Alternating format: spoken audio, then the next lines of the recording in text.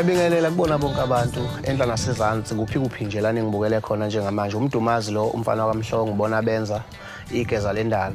Ngibuya lapha ke endaweni yaseMtubatuba kwaShikishela eBhekamandla. Ibhove elincane imina njengoba nazi nje.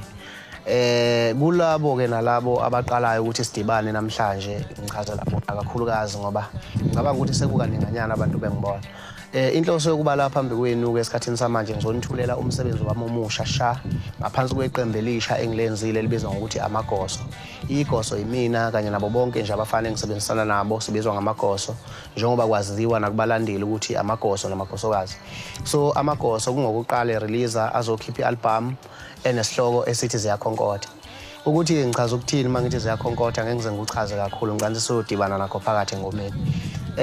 Bese ke ngikudlulisa lokho ngiveza ukuthi no baningi kakhulu kwabantu engithe ngasebenza nabo kulokhu njengezicelo zenu nelingabathandi bomculo nabalandeli bomculo ngoba sekukaninganyana ngisebenza ngibambile ngingedwa. Ngikhombisile ubuqhawe bami ngingedwa ngaze ngafika la engikhona namhlanje zikhona ivunguvungu ngadlula kuzona namanje futhi ngisanqoba. So kulokhu ke ngisebenze nemfeze eminyama engomini ethi ungathemba umuntu. Ngaphinde ngazosebenza noPotso ufaka ngobese owaziwa kwezendidane ngasebenza naye engomeni ethi Inhlakomuzi. Ngaphinde ke futhi ngasebenza neCulture Spears le enaziyo eyakhipha isingili engakhipha isingili nginayo ethi eBotswana isebenzile futhi nabo. Phinde ngasebenza noNkosi yaMagcokama umfoka Dlamini eMsinga engomeni ethi Hamba Juba. Bonke ke labantu engisebenze nabo sisebenze kahle kakhulu ubudlelwane obuhle. Ngicela ukuthi abantu bengadideki, abantu engingakwazanga ukusebenza nabo lokho akusikho ukuthi mhlambe ngoba kunenxa noma kunenkinga yini kodwa ngisazoqhubeka ngisebenze nabanye abaculi njengoba sengilimele igama lami ngaze ngafika lapha esengikhona namhlanje.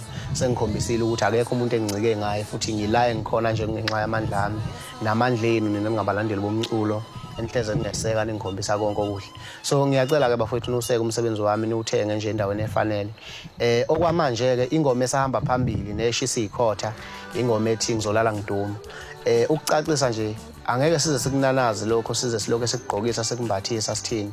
Umculo yomuzo ecula leyo ngoma ethi ngeyakhe wokwazi ukuthi uqamba hlaza manga. Ingoma ethi ngizolala ngiduma ingoma kaMdumazi ecompose uyena yenziwa uyena yakhishwa uyena futhi iqala njengoba uyizwe icula nje igcwele umhlaba wonke ngekaMdumazi. So abantu abangadukisa abantu wonke umuntu ozoyicula ngemuva okwazi ukuthi hayi i-fake lami lena abalandeli bami la. Ngiyabonga kakhulu ke bafowethu ngicela niweseke njalo umsebenzi wami nikiyeke lokho okunye okuvelayo uqhamuke emasayidini. Ziyakhonkotha vele zikhonkotha elihambayo njengoba sithenga imoto nje ingoba siyasebenza sinandaba nokuthi kwenzakalani. So ngiyabonga kakhulu.